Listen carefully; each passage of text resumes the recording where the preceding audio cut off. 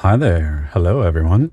Welcome back to Tutorial, or more specifically, welcome back to Avernus. I am a bit late getting this up. I do apologize for that. But today, we are going to be going over the new spells that were added during the last major patch. And just to clarify, this isn't to show off the classes. It is primarily to show off the spells in general that have become available as you level up between a few of the classes that actually have access to them. It is possible I may have missed a few if they're just out in the world as a scroll. But for today's video, these are largely the spells that you will see available if you're playing a bard, wizard, sorcerer, warlock, etc. And to also put emphasis on the paladin. It's not a paladin specific video, but the paladins do have a lot of new spells coming with their kit, so I have decided we are going to start off with the paladins for this video. Divine Sense. Tap into your spiritual awareness to gain advantage on attack rolls against celestial, fiends, and undead. Lay on hands. This one is pretty self-explanatory and it's really strong as it is. Use your blessed touch to heal a creature or cure it of all diseases and poisons. We have the cure that'll remove disease and poisons from creatures. We have lay on hands greater healing, and then lay on hands lesser healing. Healing Radiance. Call upon your oath to let nature heal all nearby allies. Compelled Duel. Use a divine command to compel an enemy to attack you. The target gains disadvantage on attack rolls against anyone but you. Now in general, that is actually an AoE heal. All nearby allies. It is a double hit. Your allies will immediately regain hit points and will regain another additional hit points after the start of the next turn. So let's use this guy laying on the bed. Okay. So in general, yeah, the debuff is there. Divine Favor. Your prayer empowers you with Divine Radiance. Your weapon attacks deal an additional 1d4 radiant damage. Heroism. Bolster yourself or an ally with valor and health. The target can no longer be frightened and gains 5 temporary HP each turn. Now, I will say though, I have confirmed that those temp hit points do not stack. It just replenishes every round if they're used up. Yep, there it is. Let's just throw that on ourselves real quick. Here it is. Yep, you can see down here, our temporary hit points are just saddling right there. And like I said, through a bit of testing, I have discovered you cannot exceed the 5 temporary hit points. And now for the goody part of the paladins, the part that I know everyone is most excited for. We have a lineup of different smite abilities. Wrathful Smite. Your weapon absorbs your wrath as you strike, possibly frightening your target. And it does a whopping good bit of damage.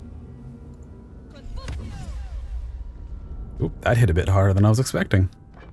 Thunderous Smite. Your weapon rings with thunder as you strike, pushing your target 3 meters away and possibly knocking it prone. Searing Smite. Now this one, the damage modifier does seem to be a bit lower than the others, but that is primarily because if you land this successfully, it'll put a dot on your target. So if you can walk away from it, they're going to keep burning between each turn. There we go, we get a bit of burning going on. And then we have good old vanilla Divine Smite. Your weapon emanates divine might as you strike. Deals an additional radiant damage to fiends and undead. That's actually a pretty good particle effect. Branding Smite. This one comes up a little bit later. Your weapon gleams with astral radiance as you strike and possibly marks your target with light, preventing it from turning invisible. Oh, we're getting a little bit more on the hammer this time. Magic Weapon. Now I know this one is available on a few other classes, but we're just going to address it here anyways. Infuse a weapon with arcane energy. The weapon becomes magical, receiving +1 to attack and damage rolls. Magical Weapon. You can give that to an ally. +1 enchantment. So I guess because she has the bow equipped, that's the one that it's going to be applied to. And finally, the new spells that are tied to the Oath challenge charges for the Oath of the Ancients Paladin. These spells are going to be Nature's Wrath, invoke primeval forces to restrain an enemy.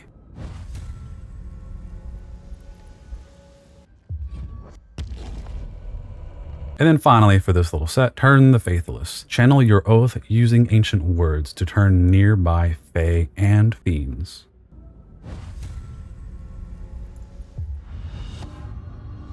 That's a pretty good AoE effect.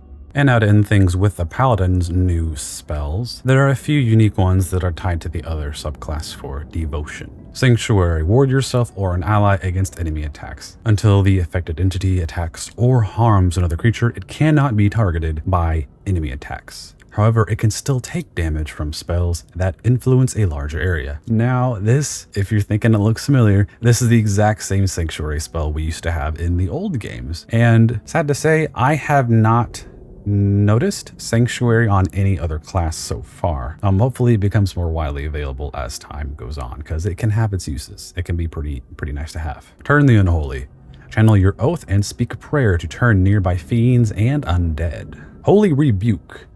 Call upon your oath to grant an ally a vengeful aura that deals radiant damage to anyone who hits them with a melee attack. And Sacred Weapon. Imbue the weapon in your main hand with positive energy and turn it into a sacred weapon. Now here's the spell that I think is probably the coolest to have for the Paladin so far. The wielder's charisma modifier is added to the attack rolls. It becomes a magical weapon and will emit light. So this is pretty cool because a lot of times Paladins have been using charisma, and now we have a thing to make that charisma into damage.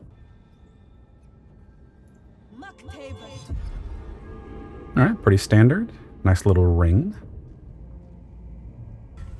Pretty much all of the turn spells are gonna be largely the same.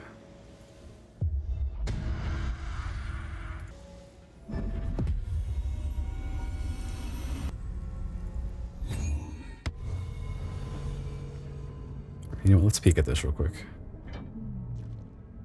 Yep, it's on the weapon, which means our wisdom modifier and charisma modifier will be added. All right, and for those of you who thought I was about to forget the Oathbreaker Paladin, you're in luck, because my current main in my current playthrough is the Oathbreaker Paladin, and they have a few unique spells of their own that they can show off. Spiteful Suffering. Steep an enemy in the darkness that churns within you. The target takes 1d4 plus 2 necrotic damage each turn, and attack rolls against it have advantage. Dreadful Aspect. Let your darkest emotions burst forth as a menacing pulse to frighten nearby enemies. And of course, as a reminder, frighten means the targets can't move and has disadvantage on ability checks and attack rolls. This is especially good when you're fighting a horde of monsters. Control Undead. This one's pretty self-explanatory, but I'll read it anyways. Use the power of your oath to gain control over an undead creature. The undead will follow you around and attack your enemies. And of course, the spell will thankfully last until your next long rest. However, the target's level that you are controlling must be lower than yours. And finally, I didn't intend to touch Parasite powers, but hey, new class, new spell to show off. Fracture Psyche. Fractured Psyche. Invade a target's mind and disrupt its defenses. The target's armor class will be reduced by 1, and if the target dies, then you can recast Shatter Psyche on another target. Let's see how spiteful this suffering can be. Ooh, this is a really good effect. I'm really digging this. It really does look like the darkness within you is coming out to attack. Yes, that looks great.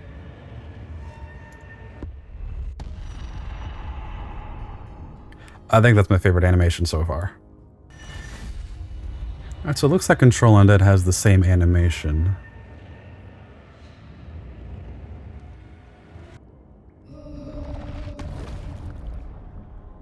Ooh.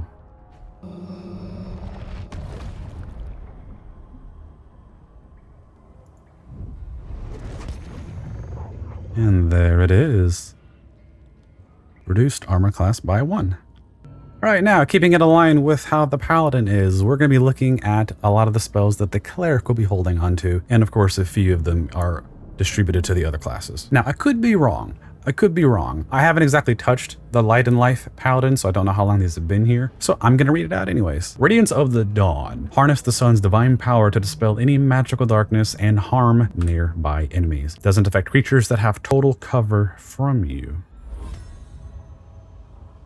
Oh, and this is really neat too. I don't know how long this has been here. The only time I've touched a cleric is by having Shadowheart in the party. I'm gonna have to look this up later, but because we're a drow, I didn't change my deity. I think the default was Lolth, and that's a spider symbol, isn't it? That's really cool. I think it's really cool. That looks sick. that had that it felt powerful. It felt bigger than I thought it would be.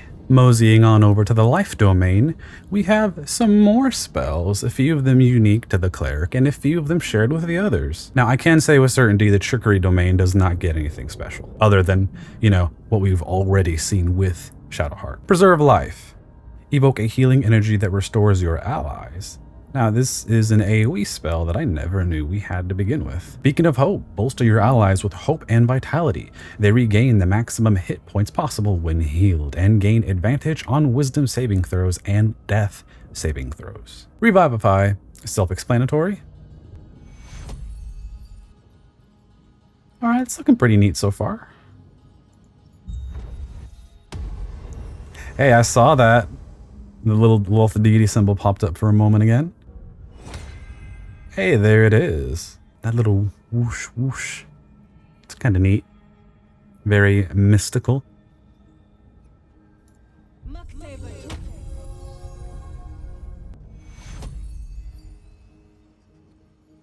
And of course, we all already know this one. We've used, you know, hundreds of these scrolls in our time since early access has been running. Spirit Guardians. Now this is one of the new ones that we kind of saw during the live stream. I'm just going to read it out here so we can see what's what. Nearby enemies take 3d8 radiant damage or 3d8 necrotic damage per turn, and their movement speed is halved. Mass Healing Word. Now this one I was originally, in my ignorance, excited for, because I was thinking, oh, we finally have an AoE heal we can use in combat. No, we have other AoE heals we can use in combat. So it's another tool that I'm glad to be looking at. Call out words of restoration to heal up to 6 creatures. Now we have 2 options when we first create this. We can choose the necrotic or we can choose the radiant. Ooh, so it looks like the Radiant has the little bird bodies flying around. And it looks like that's the Blue Jay from the Grove, the one that was being healed. Or at least the character model of the Blue Jay.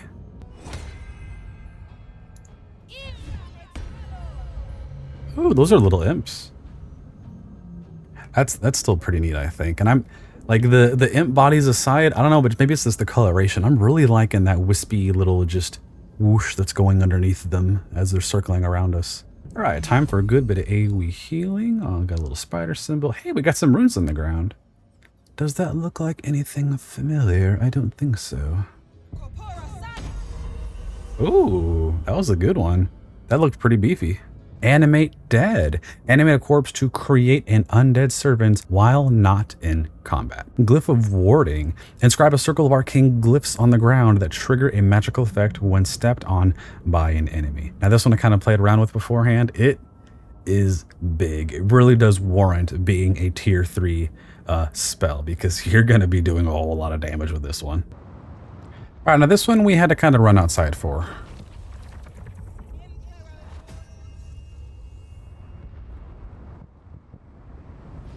Ooh, that's just a pile of mush beneath it. All right, now for Animate Zombie. All right, there we go. And just to reconfirm something we learned during the live stream, these little zombies can apply a debuff on their targets that can create more zombies, called the Crawling Gnaw. And the last spell for this little lineup is the Glyphs. Now we can basically make a number of elemental glyphs that are pretty much just a big landmine. It'll deal the elemental damage you choose. And it looks like it's going to be roughly 5d8 for each one of these, going up to 40 damage. And I can confirm that the 5 to 40 damage, it's not split among all of the targets that are inside the circle. It is up to 40 for each one. So if you have a big group of goblins, it is possible for you to nuke all of them as just 40, 40, 40, 40. I'm not saying it will happen, I'm saying it's possible. The elemental damages aside, this spell will also give you the option to detonate, meaning that the glyph emits a gust of wind that pushes back everyone within range when stepped on by the enemy. And of course, combat use. You can just place it underneath them as is and it'll still activate. And then of course, your final option that is non-damage is sleep. The glyph emits a soothing magic that puts everyone within range to sleep when stepped on by an enemy. This one's pretty mystical looking. I'm really liking this. And this ground effect is pretty much the same for all of them. It's just the activations are all a bit different. Hey everyone, this is McAllik. I just wanted to let you know I decided to split this video into 2 parts as things were looking a little bit too chunky for just one sit through. So make sure you check back tomorrow for part 2.